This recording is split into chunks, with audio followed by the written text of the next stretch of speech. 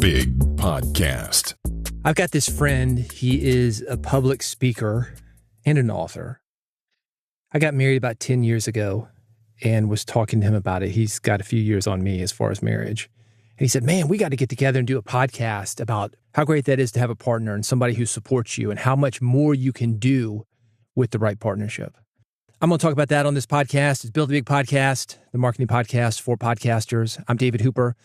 This podcast all about building a podcast audience, spreading a message, making a podcast that people care about, making a podcast that makes you money. In short, making a podcast that matters. If you want to do work that impacts people, this is the place to be. Bigpodcast.com, that is the website. And this episode, all about duos, lots of famous duos in history, peanut butter and chocolate. Starsky and Hutch, Hall & Oates. That last one, Hall & Oates, not getting along right now. And I use them as an example because this is what can happen after time. The people that you were when you started aren't necessarily the people that you are now. A sustainable relationship, you've got to change with each other, grow with each other, be willing to have difficult conversations at times, have a plan going in. In marriage, you would call it a prenup. Let's think ahead. Here's what we expect. Here's what I want from you. Here's what you want from me. Not to say it's going to fail. Maybe let's call this premarital counseling. And that's not just for a marriage, that's for your podcast as well. Any kind of co-host relationship you have. Maybe you want to have these agreements going in with an interview format. But specifically on this episode, I'm going to talk about the ongoing co-host opportunities that you have. Maybe rotating co-hosts, maybe a co-host who shows up on every episode. The interview format, a one-off episode, you don't have to think about it that much. I think of it as a dance. Let's say you're at a dance and you ask a lady or a man, whoever you want to dance with, would you like to dance with me? You got 3 minutes to dance together, 7 minutes if it's the 12-inch mix. You start on time at the beginning of the song. You've got to stay on beat, keep it together, and then it ends when the song ends. It's the perfect relationship when you think about it. It's pretty easy to do something for just a few minutes. That's why in this episode, I'm talking about these long-term co-host agreements. Those are a little bit more complicated. And here's another reason that I'm bringing this up. Maybe you have an interview format podcast. That format is tired. Everybody and his brother's doing it. It's not sustainable in a lot of ways for an independent podcaster because not all guests are great. They're not worth listening to. They're not prepared when they show up. You've got to get your schedule together. I mean, don't get me wrong. It's fine. I've got an interview format radio show. I love it. I think it's incredible. It's a great way to meet new people. Interviewing is certainly a skill, and you can have a great episode with an interview format podcast. But if you've got a business attached to your podcast, you are almost better off with either a monologue format podcast or a co-hosted podcast. Monologue is great for authority. The issue with monologues are, one, like an interview format podcast, the skill of interviewing, monologuing is something that needs to be developed. We're used to having conversations, the give and the take of those conversations. We're not as used to getting on the mic and go, talk for 20, 30, 40 minutes at a time. The second thing about monologue podcasts is they're not as easy to listen to. You are going to get more listeners when you add another voice to the mix. And that could be a co-host. That could be somebody that you're interviewing. That could be a panel. Monologues are blah, blah, blah, blah, blah, blah, blah. There's not a whole lot of difference. Yeah, maybe in the content. But as far as pacing, personality, all that's pretty similar and consistent. So only your hardcore listeners are going to listen to a monologue. Co-hosting, though, that's the best of both worlds. You can schedule it at the same time each week. Hey, we're going to meet at Tuesday at 2 p.m. We're going to cut the show. We know what we're getting into. Your co-host, has the equipment. You know how to respond to your co-host, that give and take that makes a great podcast episode. Co-hosting is where it's at. Now, here's the question. How do you find a great co-host? What are you getting into? What agreements do you need to have in place? You need to think about these things because you're hearing one side of the conversation, your co-host hearing that other side of the conversation. Everybody's focused on what they want. You need to think about that and get clear on it. You're probably familiar with Dave Jackson. He's got a podcast called School of Podcasting. It is very similar to this podcast, Build a Big Podcast, in that it is about podcasting. But he's also got a co-hosted podcast. He has been doing it for years. Ask the Podcast Coach. It is Dave Jackson with the co-host, Jim Collison. Now, Jim's got his own podcast, co-hosted and not co-hosted. I brought him in to talk about how he runs things, let you hear a different side of working with Dave Jackson, because you're probably familiar with Dave Jackson if you're listening to this podcast. What agreements did they have in place when they started? What agreements do they have in place now? Who's making the decisions for the podcast? Who drives the content? Who brings on other guests? Who edits the podcast? Who pays for the media hosting? What happens with sponsorships? Who makes that money? There are a lot of questions that I had for Jim Collison about the back end of a co-hosted podcast. This is that conversation. And it's me with Jim Collison of theaverageguy.tv, Gallup, and also Ask the Podcast Coach. I want to set the foundation. I've got you on because I know you as a co-host from Ask the Podcast Coach. And I specifically brought you on because so many podcasters listen to this podcast. They may know Ask the Podcast Coach that you do with Dave Jackson every week. But you also have Home Gadget Geeks. And I'm going to call them rotating co-hosts. You might call them guests sometimes. Let's talk about differences between Ask the Podcast Coach and Home Gadget Geeks. You're kind of the guy in charge for Home Gadget Geeks. We just celebrated 13 years. I've been the lead for that throughout the whole time. And we've probably had 4 or 5, what I'd call co-hosts that would come in on a regular basis. Regular is maybe 3 out of 4 weeks out of every year. And then in the last couple years, my last co-host kind of backed out due to family obligations. I moved to more of a rotating guest. So I have these consistent, maybe 7 or 8 or 9 guests that I kind of rotate through on a semi-annual or quarterly basis. And it works really, really well because they get good at the show and it adds variety to the content that we have. I also try to get industry guests in and folks for a single interview about a product or whatever. For Home Gadget Geeks, that's working out really, really well for me. I kind of like that format. As opposed to Ask the Podcast Coach, it's mostly Dave and I every week. I like that as well. I love hanging out with Dave Jackson. Well, with that said, I filled in for you as a co-host. He has a rotating guest list, I guess, of people he can go to for rotating co-hosts. So we're going to dive deep into that because I think that's an interesting way to do it. But you're in charge of Home Gadget Geeks. You're the guy driving the ship. Would you say Dave is that guy for Ask the Podcast Coach? How does the demarcation point of who's in charge and who's kind of in the sidecar work? Dave is absolutely the boss. From the very beginning, I mean, we started that show 7 or 8 years ago on a weekend where he was trying some live technology. He'd always been a recording podcaster and not a live guy. He kind of saw live differently. So he was going out there and trying to do some live stuff. And I just joined him. I saw he'd gone live, so I popped in and started helping him with the live stuff. And so you were an audience member. I was, yeah. And I knew him. I had interviewed him for my show, for my tech show, Home Gadget Geeks. I don't know, a year or 2 before that. So I knew him. Yeah. And so we chatted back and forth. And I don't know, 3rd or 4th time, he said, "Hey, you just want to do this on a regular basis?" Right. I said, "Yeah. You keep showing up, man. Might as well make it official. Let's do this on Saturday." And it's weird that we start at 9:30 Central, 10:30 Eastern. It's weird we start at the bottom of the hour. I mean, so many podcasts start at the top of the hour, whatever, that are doing it live. Yeah. We started at the bottom just because that's the time he had. I think we started 60 minutes, then we went 90. We've done a couple different formats. But I've made it very, very clear, and I've said this on the show. That's his show. I don't want revenue sharing. I don't want any of that stuff. I want it for him. If he makes the money, keep it, Dave. Do what you do. We're very, very clear the division of labor. Now, he does all the editing. He does all the promotion. I mean, I promote it. I go on Twitter, some of those kinds of things and promote it. But it's definitely his show. Let's break this down a little bit. I think one of the things is that sometimes the best things happen when we're having fun and experimenting, and they're happy accidents, we'll say. That's what this sounds like. He was just testing equipment and testing lives, and then it became a thing. What else have you guys found over the last few years that has kind of become a thing that's like that? Well, advertising. Like, we didn't ever anticipate selling anything on that show. I mean, it was a promotion for School of Podcasting for Dave, for his podcast, for sure. Early on, we're trying out or thinking about doing some regular advertising spots on it. We just opened them up.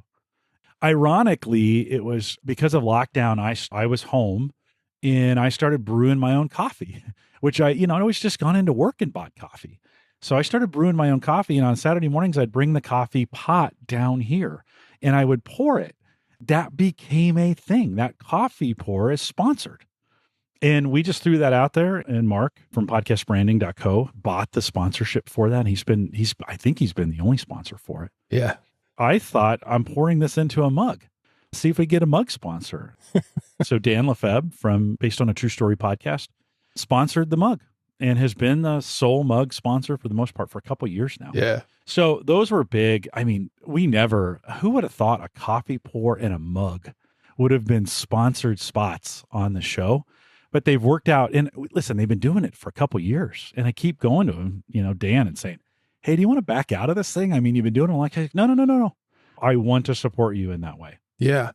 It's been awesome. It has just been a big surprise. Well, I love this because what we're talking about, I wanted to talk to you initially about just co-hosting, but this is also something that's great, I think, for podcasters to know is that you're not going to have it all worked out in the very beginning. And if you look at a sitcom on television, for example, that goes from season to season to season, the characters develop over the life of the sitcom. Simpsons, for example, that's a great one because it's animated. And you can see the first season of The Simpsons characters, they don't even look like the current characters. And how that show was done, everybody thought that Bart Simpson was going to be the main character, but, it's kind of Homer. I mean, Homer's the main guy. Bart's just not that it's not important, but just a player. Then everybody else became part of the show as well. It wasn't just one dumb guy, Well, and you kind of got to pay attention. This is the thing. You can, as you're showing up every week or whatever your frequency is, you got to kind of pay attention to the show around the show. What's happening in the chat room? What's working with your co-host? What's actually happening on this thing? And there are moments there of just pure gold that's 100% accident. If you can just jump on it and try it out again to see, does it work again? We always say, I work for Gallup. We're a survey research company. We say one's a point, two's a line, three's a trend. If on the third time it starts trending positively, stick with it for a while. Run with it. Try it out. Keep it going. It may be a gem that you never intended to ever do, but it may really work out for you. Pay attention, not just to your content. This is where I think a lot of podcasters, they just want to say things. Content is a huge part of it.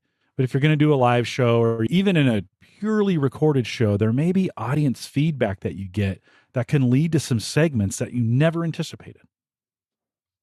Let's talk about the chat room because that's instant audience feedback. Was that one of the things that you guys were testing in those initial episodes? Because that's a really big deal. I mean, you've got recurring characters in the chat room as well. I don't know how to do a podcast without a chat room. I'm struggling a little bit right now with you, David, because there's no chat. I'm not getting any feedback on some of the things I'm saying. You absolutely, at least for me, I play it different with the chat room. And I'm so dependent on that feedback from them. I'm so dependent on those things coming in.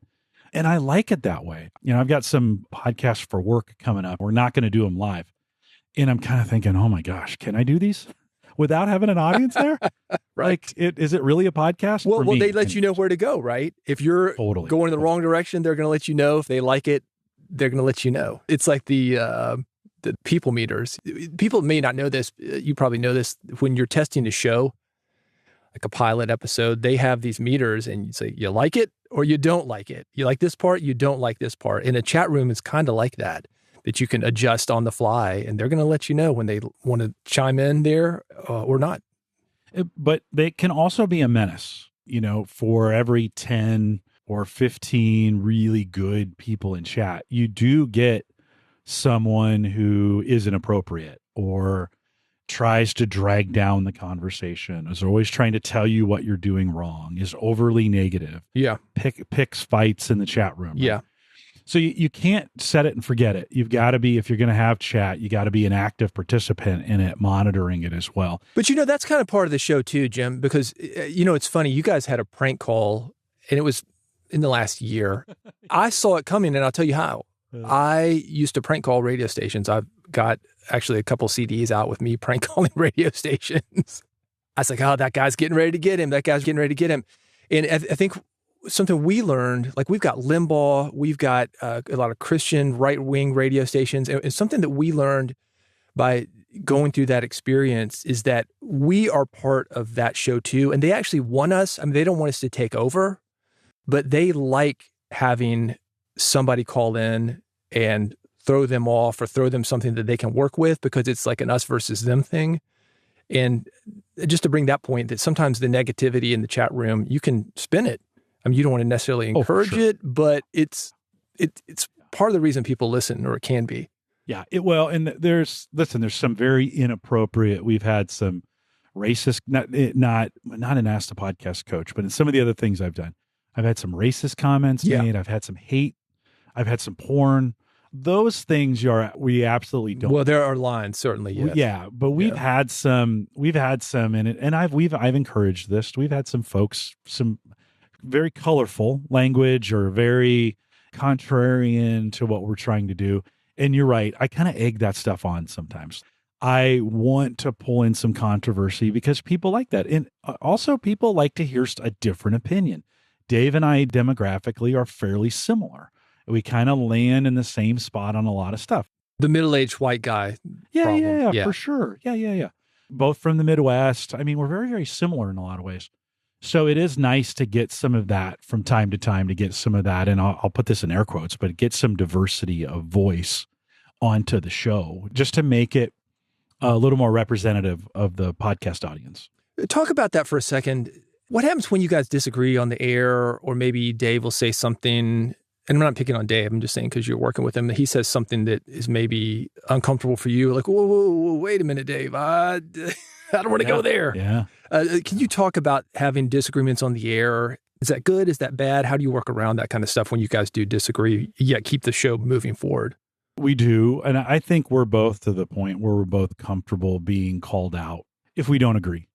That probably happens 2 or 3 times a year, maybe 4, once a quarter, maybe, where we'll have, he'll say something like, Dave, I don't know about that. And then we talk about it. And then sometimes he'll use some inappropriate humor that I've got to shut down. Like, no, Dave, let's not do that. He's gotten really good at, because we do so much together, he's gotten really good at hearing that and knowing I'm not attacking him, or it's coming from the right space, and vice versa. There was, there's sometimes I've said some things. He's like, I don't think it works that way. We talk it through. And at the end of the show, we have our own post show. And if there's been a conflict in there, I'll always ask, or he'll ask, hey, are we okay? Like, are we good on that? Yeah. And 100% of the time, it's like, totally. But much like having the money agreement, very public, for us, we have that friendship agreement as well, where like, hey, we're not going to leave the show mad at each other for some reason. So we'll talk this thing out before we're done. I mean, I think disagreement, it can be really helpful for a podcast, but there are those podcasts, I'm so glad we're talking about this for this very reason, that sometimes people are just contrarian to be contrarian. It doesn't necessarily move the conversation forward. You're basically listening to, an old married couple fight. Yep. Yeah. And it's almost like it's personal. It leaves other people out of the conversation. So that chat room be like, oh, this is uncomfortable for us, guys. And they're going to bail on that. Well, anything fake, even fake humor or fake, anything that's conversation that's made up or whatever is uncomfortable. People see through that. I don't think it makes for good content. I mean, I think authenticness is what makes great content. When you're authentic and genuine and honest in what you're trying to do, that makes really, really good content. Question about working with co-hosts in general. And this is something that it's come up with me regarding even people I interact with on social media. We've got some very controversial people in the podcasting space, for example. And I had a guy write to me. He said, man, listen, it's an old white guy problem. He said, you're responding to these guys, you're interacting with these guys, and they've said some stuff that I know you don't believe and is making you look bad. At the same time, I feel like we need to be part of a group. I'm curious how you feel about connecting with somebody as a co-host as far as your reputation goes, keeping your reputation intact, not maybe being associated with them, but still working with them. Is that even possible? Every interaction is a risk, regardless, right? You have no idea where that's going to go. During this time of awakening over the last 3, 4, 5 years, I think it's been good. I think it's been challenged, especially as we think about the old white guy thing. We have been challenged to be a little wider in our audience, both participation and kind of who we choose to have on the show. It doesn't mean we all of a sudden, Dave needs to fire me and bring on somebody else, right? Yeah, because some people do that. Some people, No, totally. They take it to that extreme, yeah. And if that's what they need to do, that's fine. But, we have tried, and I've done this on Home Gadget Geeks, to widen my pool. We talked about those guests, 7, 8, 9, 10 guests, regular guests that I have on a couple times a year. I saw that as an opportunity. I looked at Home Gadget Geeks. I'm like, yeah, we are way too male and we're way too white. I need to do some things to expand beyond that. Is it perfect? No. Is it getting better? Yes. But am I worried then about, do I take personal responsibility for the guests that I bring on the show? Well, in some ways, yes, you have to. It's your show. You invited them. Yeah. But is it a reflection of you? No, I don't think so in a lot of ways. Now, listen, the court of public opinion, it got pretty bad out there for a while. In the court of public opinion, it is what it is. You're putting yourself out there. You just have to know that's going to be there. But should that stop you? No, I think we just need to be vigilant and smart, do it in a way that's honoring to people, and be careful in your guest selection and what you do, but also be diverse. And sometimes that's a diversity in color, and sometimes that's a diversity in gender, and sometimes it's a diversity of sexual orientation, and sometimes it's just diversity of thought. Someone who just thinks a little bit different than you. Right. Can you have a great conversation with them that's fair and honest, but where you don't have to agree on everything? I think absolutely, if you're willing to surrender some of those things yourself. That doesn't mean you have to always agree, but just be civil. Don't be a douche. It's interesting because I think that we have a lot of, I don't know what the word would be, like monochromatic would be the same color. There's like a mono thought type in podcasting, certainly on Fox News. If I watch Hannity, there's a liberal person on there that's somebody that they're making fun of. And nobody cares about the opinion. You're not going to sway anybody, right? So I think a lot of the stuff that we're exposed to, for example, it is that one-sidedness, or just the opposite of that. We kind of miss that sticky middle, and there's an opportunity there. Do people really want it? I don't know. I'm curious, with you having these different co-hosts, are there some co-hosts that get better response? I mean, are you looking at this kind of stuff for your audience reaction in the live chat room? What does your audience think about all this? Yeah, well, we, traditionally in the tech space, it's been white males, and that's changing, which is good. We need to continue to, widen the pools in that area. But Erin Lawrence, our friend from TechGadgetsCanada.com, she's a blogger and a podcaster, and she's been on TV, and she does tech gadget reviews. And she's by far the most popular guest that I have on the show, by far the most popular guest. So even representing some gender diversity there in bringing her on and, having some great conversations with her has been super helpful. Now, has that necessarily changed my audience demographics? No, I'm still 97% men. But I get great feedback when she's on the show, and people always say, I really appreciate it when you have Erin on. So I think I think that it does make a difference, and it can make a difference. We just always have to be working and looking for opportunities to widen the gap. I think that's important to look at. Being from the South, if you think about our history of racism and segregation, not very good. Not very good. Right. But it doesn't mean that everybody was racist or a segregationist. I think some people just didn't know how to handle it. Totally. And it's messy, and you get pushback from both sides. You're kind of caught in the middle. I think that with guests and with co-hosts, certainly, if you're going to have diversity on there, it's not like it's free and clear. There's like black and white. It's like you're going to get it from both sides. And and maybe that's how it should be. Well, it's hard to do. Like there's that saying, right? Birds of a feather flock together. Yeah. And you have these circles of people that are around you.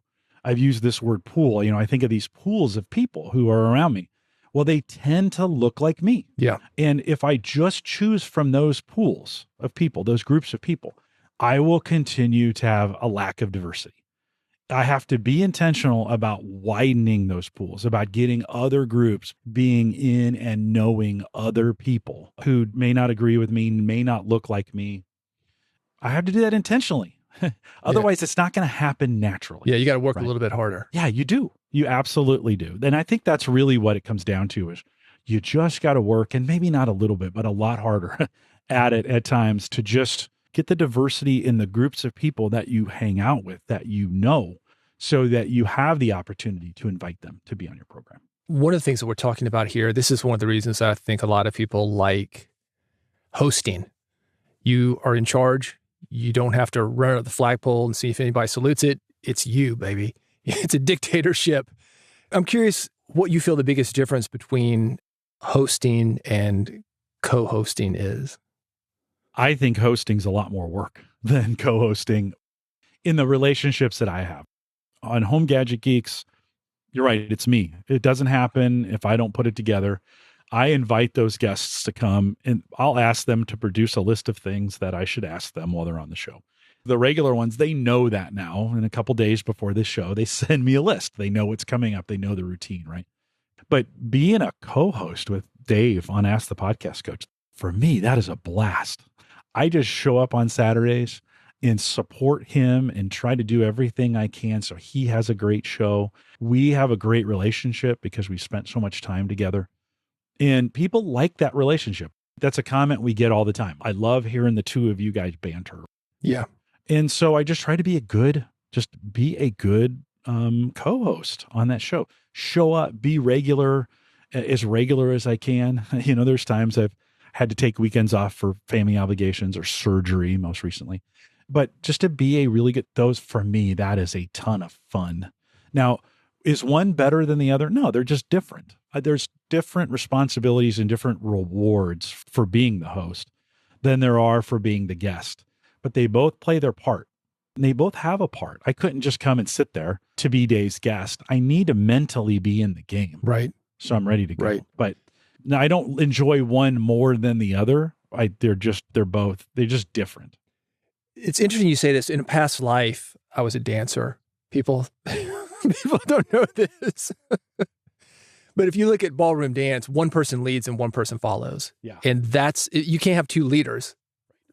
But the follower is as important as the leader, and leader is as important as the follower. You cannot do it alone. And I think that's a good co-hosting relationship. It seems that way when I listen to Ask the Podcast Coach. Dave is driving it, but you're almost like Ed McMahon or Robin Quivers. You're in there to help him when things get a little bit weird, like, oh, Dave, don't say that. Don't go there, Dave. But also add your own commentary, not just echo him. Yeah, well, no, right on. And bring in a variety of different experiences and then cover for him. You know, there's been some moments on the show because it's live and we could edit this out, and we have edited. Let me rephrase that. He has edited some things out. I have not edited a single show where I could see he was coughing, and I just kept talking until he stopped coughing. That's my job. It's my responsibility. He had to leave the room one time. So I needed to make up enough conversation to stretch that out till he got back. That's my job. You know what's interesting about Ask the Podcast Coach specifically, and I think for anybody listening to this podcast, you're going to like Ask the Podcast Coach. He does have those rotating co-hosts that fill in for you. It's not a regular thing, but semi-regular. I've done it a couple of times, as I mentioned. One, it was interesting for me to experience it, but just listening to other co-hosts, how each person approaches the same show. You do a great job of that because, again, to take it back to the ballroom dance thing, like leading and following, I think as a solo podcast host, I have a tendency to get in the air, and I'm used to driving. Sometimes it's as difficult to follow as it is to drive, to let that thing breathe a little bit, to trust him, to know that he's going to take you there. Anybody who wanted to be a great co-host, I think listening to you is a good lesson. You're a good teacher on that because it's not the same job as hosting. No, it's definitely not. And, you know, you said you've been on the show before.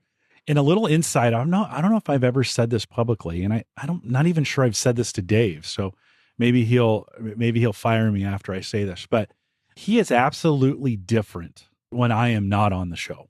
He runs it differently. You can sense the tension in his voice for the first 30 minutes. Cause I listen to all the shows I'm not on. I'll go back. If I missed one, I'll go back and listen to it just to hear what they've talked about.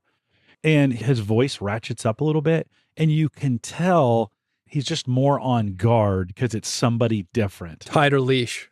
Yeah. Yes. Yeah, no, absolutely. And he's just more attentive. When I get on there, he relaxes because he knows what he's going to get. He knows how I'm going to respond and what I'm going to do. And he's just relaxed. Whenever he has a guest on, you can just hear it ratchet up just a little bit in his voice. Yeah. But, it's what he's feeling. He's like, okay, I don't have Jim this week. I need to make sure I don't let this guest fail. And I think that's probably the motivation, is he just doesn't want him to fail. He wants him to do really, really well. And so he's just, teacher mode comes out in him and he just starts teaching. Well, it's the same thing with a standard guest. We'll do that. There's been some interviews that I've done, I'm sure you too, any podcaster would have this, where we just have to drag these guys through the interview. Yeah. Short answers, yes. Joking around, we see this all the time with Hannity on Fox News, to take it back to him. That guy drags his guests through the thing. Limbaugh used to do this. Well, I think what you really mean is, and then yes, sir, megaditto. Yeah, they'll change their answer based on what he wants them to say. Right. And I get it. Because you're really it's almost like being in space without the connector to the spaceship. You're doing that free-form spacewalk, right? Yeah. Non-tethered. And you don't know where your guest is going to go. You've got to be able to trust yourself to get the show back on board, and always a risk, especially with live. Totally. Although I did this myself last week. I did an off live interview. So non-live, I guess is what I should say. Recorded it, and I'll play it into a live program a little bit later. So no live audience, someone I didn't know before. And I noticed my interviewing was a little bit different doing it that way than I would do having one of the regular co-hosts, Jay or Gavin or Aaron or, any of those that are regularly on. I kind of settle in and relax because I know what they're going to bring. I know how to get the best out of them. When you're just interviewing somebody for the first time, you may not know that. Yeah. You tend to, I shouldn't say you, I'll point this back at me. I tend to, and Dave is another example of it, where when you have the unknown, you just tighten up a little bit. And should you change that? Nah, probably not. It's just a thing, but it may be good to be aware of that in your podcasting. When I first started doing radio and podcasting came about at the same time for me. So I'm going to say radio, but tight format, 54 minutes, had to get in there. Wasn't sure if I was going to be able to get through it. I was having to script everything, the ins, the outs, the questions. And I feel like we have a tendency to do that version of it when we have those unknowns, and then you can release it. But it takes a long time, and you've got to trust yourself. You've got to trust the edit, and you've got to really, for me, trust that the worst thing can happen is the thing doesn't get used. I think the live does up the stakes just a little bit, especially with the chat room there. You're getting that feedback. Yeah, but live doesn't have to be perfect. I think some people feel like there's so much pressure on live because it's got to be perfect. You're like, no, it's just a recording and you've got some people there watching you. If you watch Hollywood and the way they tape their live stuff, there's bloopers and they reset. The audience is just there for the tension. I think actors are better in front of a live audience. It provides a little bit of accountability, but that doesn't mean you got to use it all or any of it from that regard. I think people just put too much pressure on themselves when they're going live to have it be perfect. Well, you do show up differently. I know from voice tracking radio or just doing a live broadcast, you are present, almost like you talked about medical procedures. Yeah. A doctor is very present, and they've done studies on doctors that say, if a doctor didn't sleep well the night before, it does not affect his surgical ability. How? I don't know. It's something within your brain. And I know that when I'm live on the tower, completely different than when I'm doing the podcast. And you know what else? You being here, completely different than me doing a solo episode where I might repeat something 3 or 4 times because then I get obsessive about it. And you don't have that with Dave. Dave's stuff, strangely enough, I think that actually might make it a little bit more easy to listen to because it's not so tightly formatted or focused or edited. Right. And listeners actually like that. That's in benefit of them. Some do, some don't, but it's okay. They'll find their place. Just be you in it, right? I think that's the important thing. And I mentioned this earlier, just be genuine and authentic. You'll attract those people that like that. Or I wouldn't advise it as being different all the time. The audience is looking for something consistent. They don't want to come and be surprised. Yeah. With McDonald's, right? We know where the bathrooms are. Exactly. Yeah, they want to be comfortable with it. That doesn't mean you should never surprise them. There's times for that. But for the most part, they want to feel comfort. They don't want to be embarrassed. They just want to be there. So be you. We say this all the time on us, Ask the Podcast Coach. Don't fake it, because you can't do that for years.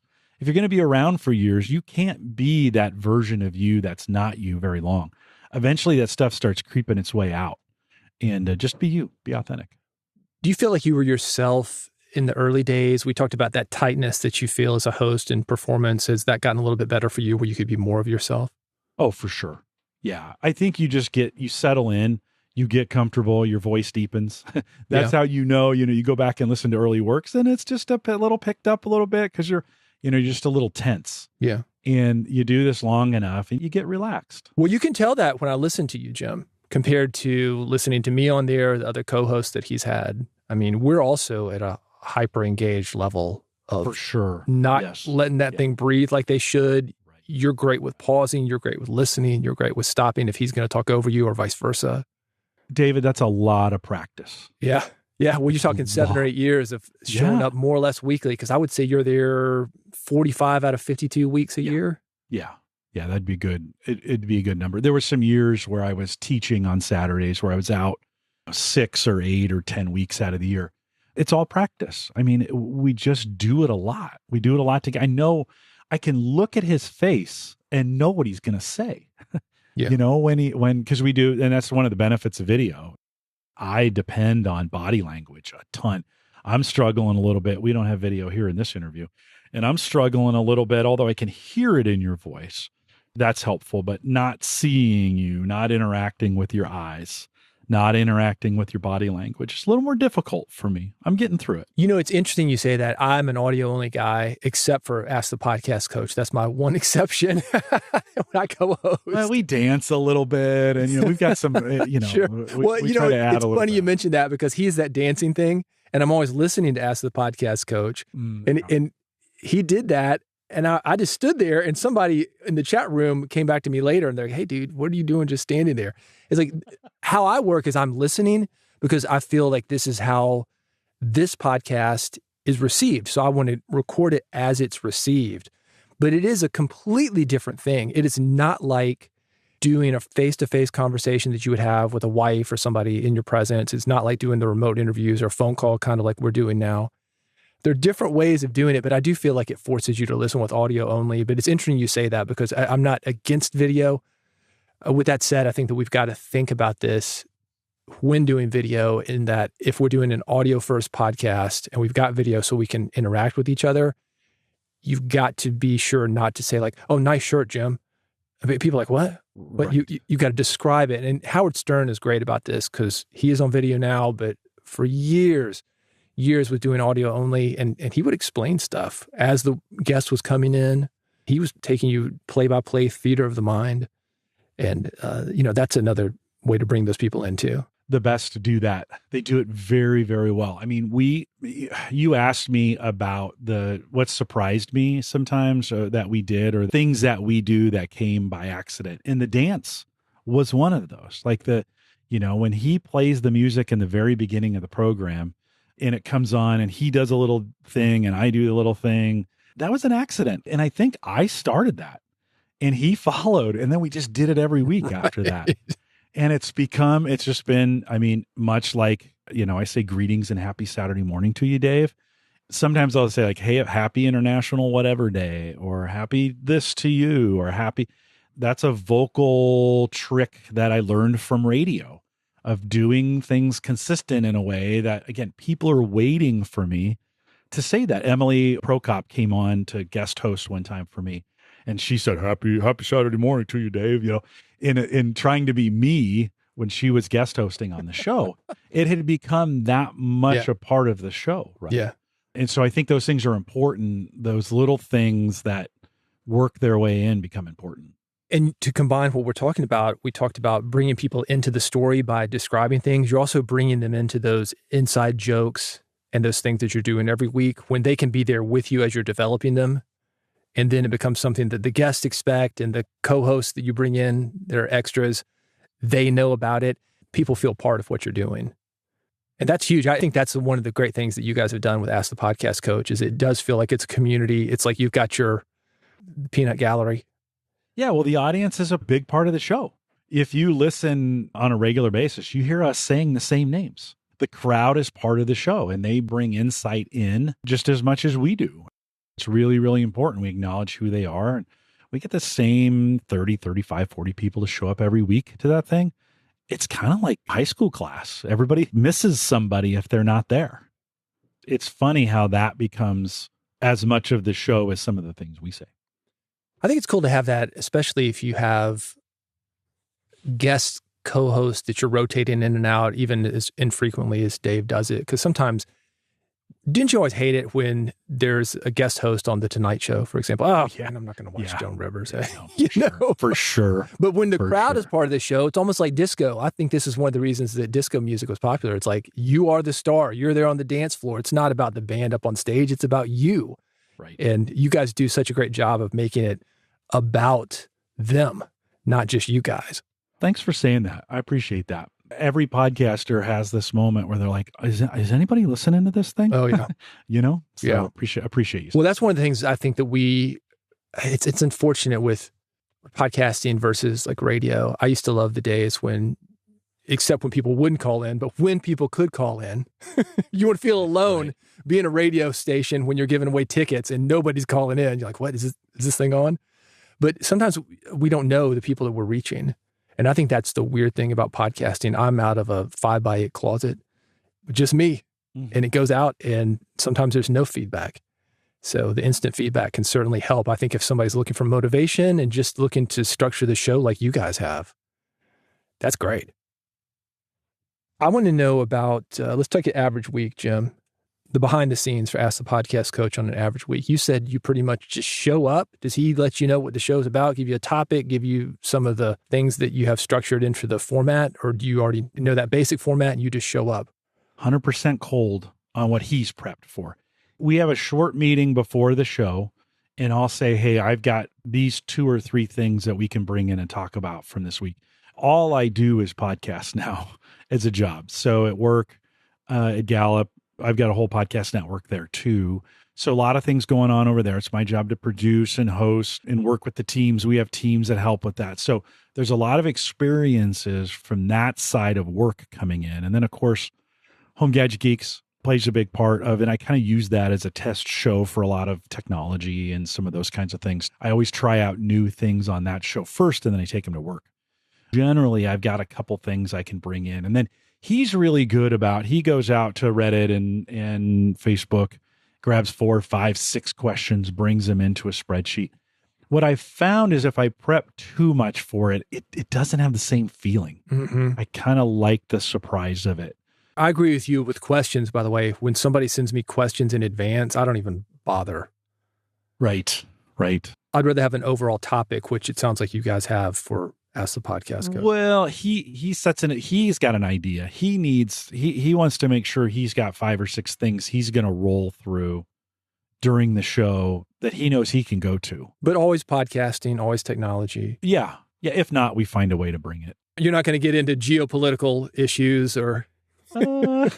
Not generally. Listen, some of those kinds of things sometimes find their way in. They sneak their way in. Right. But generally, we try to keep it podcast related as much as we can, or bring it back to podcasting. David, we've been doing this for 7 or 8 years. We've said everything that can be said. We're just repeating ourselves at this point. I mean, if you've listened as long as you have, we don't have anything new to say.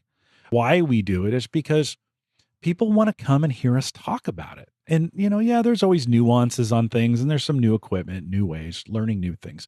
So it's not 100% the same, but it's pretty close. Once you've said everything there is to say, all you have left is personality at that point. Yeah. And a friendship. And again, I think that's why people come. There's not a lot of those. I mean, people crave those kinds of relationships where people actually get along. We're not good at getting along these days, it seems like. Everybody's fighting each other. Well, you've got community.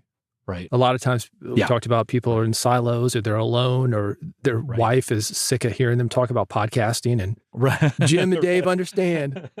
Exactly. They're there, buddy. My You're good. people. My people. Yeah, your 12th microphone this week. No, that's okay. I do think that's interesting that you're able to do that. How do you keep it fresh for you? Do you always approach it? You're like, 7 years of talking about this and we've already said all this stuff, everything you just said. Do you feel still inspired to get in there and do it? Because Dave, I feel like, is an abnormality. I always joke around about him, and I've told him this to his face. If I called Dave Jackson 10 p.m. on a Friday night, hey, Dave, do you want to talk about podcasting? He'd be like, yeah, man, let's do it. Exactly. I mean, he is more enthusiastic about podcasting. And honestly, I've never met somebody who wants to be in that business, and I'm so happy for when I know that he is, than Dave Jackson.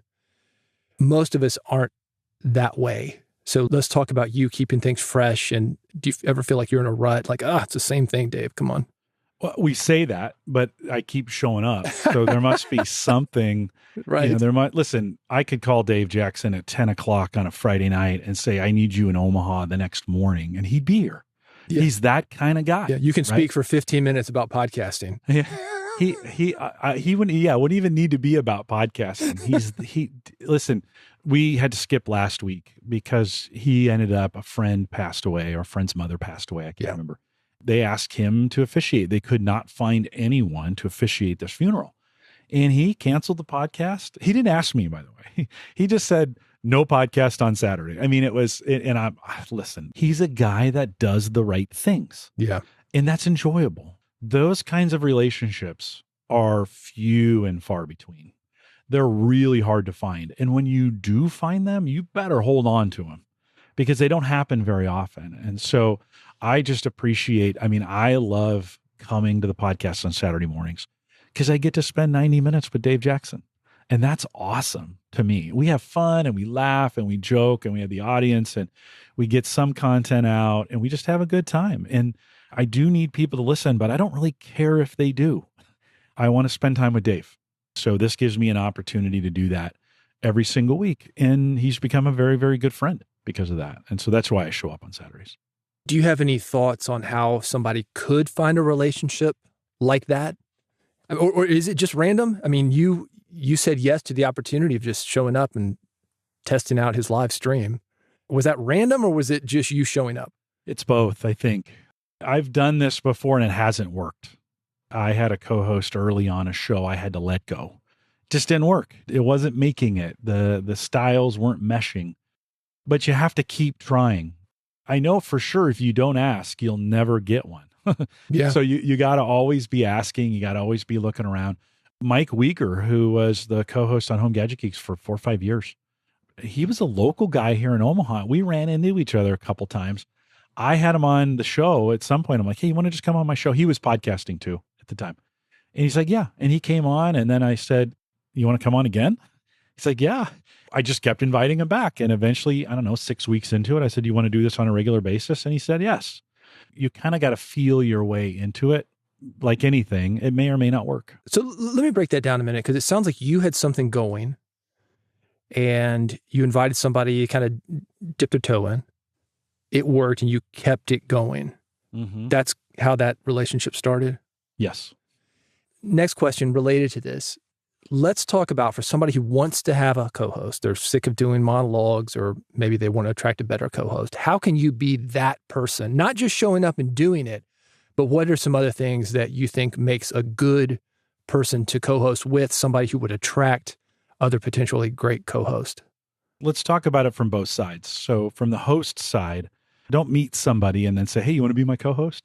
Have them on once. I used to have a pastor friend of mine who said, never start annual events. Just do it one time. If it works, do it again. And after the third time, if it works, then maybe make it annual. I think the same if you're the host and you're thinking about bringing on a co-host. Have them on the show once, see how it works. Give it a couple of weeks and maybe have them on again. If it works 3 times in a row, hey, there's a good chance this could be a really good person to have on as a co-host. So I think that's a great way. Just invite them on the show. Say it's one time. No commitment on them, no pressure on them, no pressure on you. It's a great way to get started. Maybe you're looking for a show you want to be a co-host on.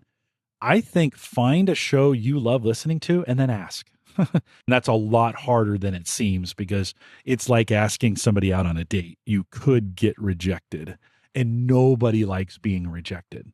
But if you don't ask, you'll never get the opportunity. I was on a podcast called Home Servers Show for, 7 or 8 years, long time ago now. I reached out to the host and said, hey, I'd love to come on the show. And he wrote me back and he said, well, I got a plan. Basically, no. I got a plan, but no. Yeah. And I was disappointed. Okay, well, whatever. And 5 or 6 or 7 months later, I can't remember how long it was. One day I got an email. He said, hey, I'm ready for you. Can you join me? That ended up being a long time relationship. I stay at his house when I'm headed out that direction. And we have a really, really good relationship. He comes back on my show, but that never would have happened if I wouldn't have taken the risk and sent the host and said, hey, I'd like to be on your show. Yeah, you got to let people know. They're not going to just approach you. You've got to put the billboard out. I like what you're saying, though, about testing. I see a lot of guys on Facebook or Reddit, hey, I'm looking for a co-host. And that's letting people know. But, yeah. You know, you get the feeling with some of those guys like, man, have you even done a podcast? Like one? It's nice to have a reel or a resume, some things you can come to the table with. So you're a proven entity as far as doing podcast, even if you haven't worked together before, that lets people know what they're getting into.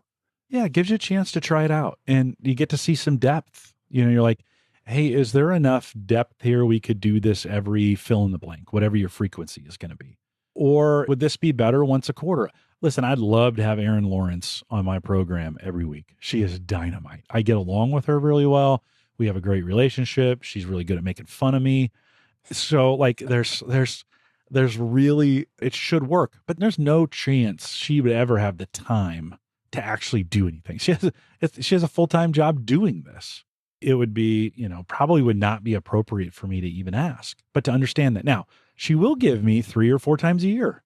Okay. I'll take it. I'll take it every time. And I think that's one of the things you could do if you wanted to attract a good co-host is make it so it's easy. I'm curious with the division of labor, let's call it.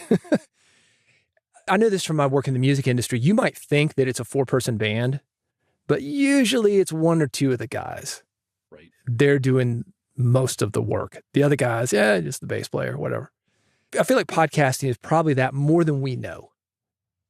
And that's one of the things, it's the dream that we could get in there and everybody works 100% equally. But a lot of times it's going to be more of a 90-10 thing from my experience. Well, that's why I want Dave, like I want, the reward there is whatever, sponsorships or super chats or a Patreon. That's the reward. That's what keeps Dave coming back to this.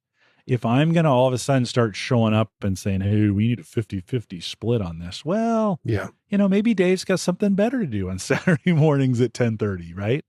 I enjoy it so much. I want him to keep coming. So for me, I want the rewards to go to him to keep him motivated. So he'll want to continue to show up on Saturday mornings and do something like this. Sometimes people don't know the work, though, that goes involved, though. I don't know if you've ever had this happen. Like I know this with my book, for example. Every book that I do, it doesn't matter. Somebody comes up to me and they say, hey, man, we could co-author this thing. And I was like, well, the book's already done. Where were you 4 years ago when I started? And same way with the podcast, right? But at the same time, what you're saying is maybe there's some wiggle room there, but you got to make it good for everybody. And I think respecting that work is part of that. Yeah, the rewards have to match up. I think sometimes we need to put some real thought into recognition and say, hey, is the person being recognized and getting enough rewards where this matters, where they're going to keep, where this will fill their bucket? This will keep them going. You got to think about that. And I think about it often. We have that money conversation about once a year. He brings it up or you do? It's been both ways. There's times I've been like, hey, I just want to make sure, like he'll mention, maybe we had a show that was really, really difficult and he had to do a bunch of edits. And I'll say, hey, you're still good doing all the edits, right? Like, I just want to make sure you're good with this, right? Or we'll get a super chat. Or we'll get some money coming in. He tries to, hey, how can I? And I'm like, no. Let's not. Don't be sending me anything. I'm good. Like, and he's like, are you sure? Yeah. I am positive. Yeah. Right. Well, see, Dave's done the work. He gets it. Yeah, for sure he's done the work. And listen, it's not, I mean, I give 90 minutes of my time. I show up, I'm mentally ready, mentally prepared. But for us, that's a relationship that's worked. And I think it's important to make sure it continues to work and that I'm giving him credit, recognition, financial returns to make sure he stays motivated as well. I've heard this referred to as a secondary payoff or secondary payment, that it's not money people are doing something for. As you mentioned, the recognition, the association, the community, the relationship, the fun. And it certainly isn't bad for your resume and for other opportunities. So yes, I've done this. It shows your longevity. It shows your ability to actually do it, to show up. There's a lot of things. So I think this is good for somebody who's looking for a co-host. It's not necessarily about money. I would really be worried about somebody who the first thing out of their mouths would be, what's the payment? Maybe. Let me challenge you on this. Oh, here we go. This is a co-host moment, Jim. Yeah, let me challenge. I'll pretend like we're on Ask the Podcast. Yeah, let me challenge you on this. I love that, by the way. Well, it's you have to have it, right? So they're giving you a clue to what motivates them. And you may be in a situation where you need that kind of motivation. And if you're willing to pay them, because the talent, I mean, they could have super high talent. Yeah. And that super high talent can take you to the next level. And the only way you're going to get it is to pay for it. That's not wrong. Right. So in some cases, and I get why you said that, David. I mean, I get, because some people are just like, sometimes we come in and like, I want to, I'm going to make a ton of money and retire in 10 years or 5 years or whatever. And you got to set some realistic expectations. I've even thought on Home Gadget Geeks, don't tell my guests this, because I don't want to set this up and then not do it. Nobody's going to, this is just between us. I'm so glad that there's nobody listening at this point. The guests of, shipping them a $25 Amazon gift card at the end of the interview. Listen, they've been doing it for free. It's not like I don't have any trouble getting them there, but I've lately just been feeling like, if I really want to up the game on this kind of thing, I'm going to probably need to put some money into it to make sure that these guests are ready and on their game. How much differently would they think about their appearance? And maybe I'll ask myself this question. If Dave was paying me $25 a weekend, would I feel differently about my preparation before the show? Would I do it differently, knowing that there was a financial payoff in it? I don't think it's always a bad thing, I guess is what I'm saying. Here's where I would push back on that.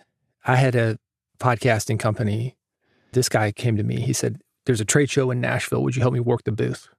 I said, yeah, that's fine. I'll pay you.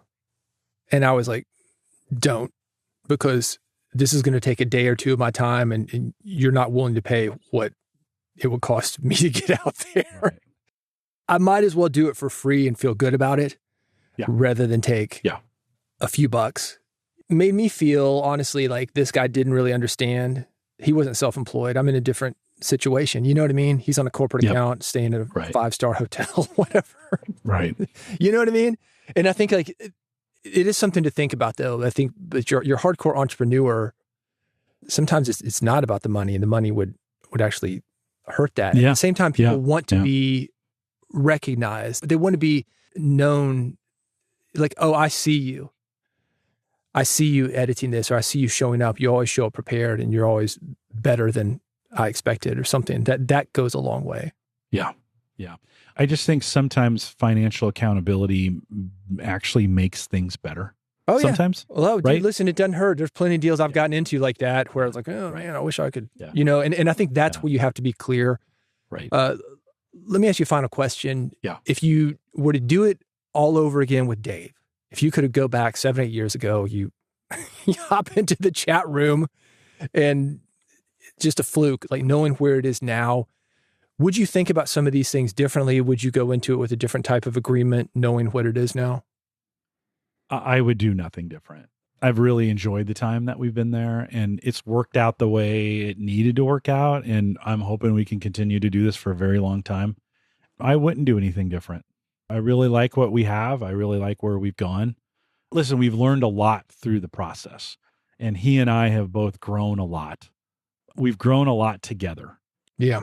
And so I know that sounds a little bit like taking the easy answer on it. or the non-confrontational answer. Yeah. But no, there's nothing I like where we're at. I mean, I think about that way with my producer from Music Business Radio. It's like, I feel like he has been there with me from day one. He believed in it.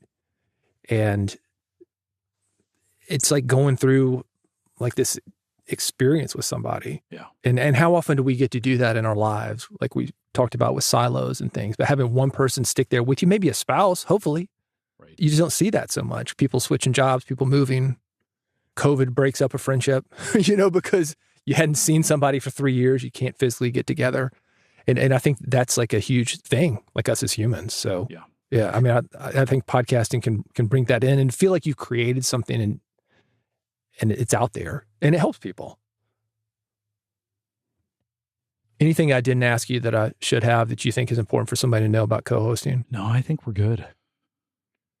Well, dude, this is good. The reason I wanted you on this was because there is something about listening to you guys. I think, oh man, this is like the ultimate co-host, Jim Collison. I mean, just perfect, dude. How you show up, how you play off him. You don't try to upstage him. You make him look good. You add something. It just seems like it's good. And he's good too. I mean, we're not bringing him the conversation, but he would probably say the same thing. I mean, he understands that it's a partnership. It's not just about him and you're not there just to make him look good, but you do it every time. Yeah, David, thanks for saying that, by the way. I enjoy my time with him. It is fantastic. And thank you for filling in for me in the times that you've done that. That's important as well, that he has somebody to work with and bounce that off of. So thanks for having me on. And thanks for doing what you do. Yeah, I just wanted to see how he did it, man. I'm like you. I'm like, how does this guy do 8 podcasts a week or 20 podcasts a week? Or he's driven. He is driven. He has some serious drive in this. Is that area. what we're going to call it? Yeah, that's a healthy way for looking at it. Exactly. There you have it. My conversation with Jim Collison, all about co-hosted podcasts, what you need to know going into a partnership like that, what makes a good co-host, what makes relationships sustainable. If you want more from Jim, he's at theaverageguy.tv. If you want to go deeper into co-hosting, making money with your podcast, making a podcast that matters, reach out to me. This is how to do it. Bigpodcast.com. I've got something called AMP, Audio Monetization Program. It's a personal coaching program that I've designed just for independent podcasters, and it's all about that. It's going to help you grow your podcast audience, build your authority, brand, and reputation. You can find more information about it at bigpodcast.com/AMP, bigpodcast.com/AMP. Go there, read the letter. Is it for you? Check it out. Read the page, bigpodcast.com/AMP. And if you've got questions for me, reach out to me. You can do that via the site. Thanks for listening to Build a Big Podcast. If you haven't subscribed, I'm here all the time, every week at least. I'm going to make it easy for you to get all those episodes free of charge. Go to bigpodcast.com/subscribe. I've got 3 buttons for you, one for Android, one for iPhone, and one is an RSS feed. Go there right now before you forget, bigpodcast.com/subscribe. Pick one of those buttons, just one, Android, iPhone, RSS. Pick the ones you use. You'll get each episode of Build a Big Podcast, each of them about making a better podcast, making more money with your podcast, and making more impact with your podcast. Thanks for listening. Go to bigpodcast.com/subscribe before you forget, and I'll see you on the next episode of Build a Big Podcast.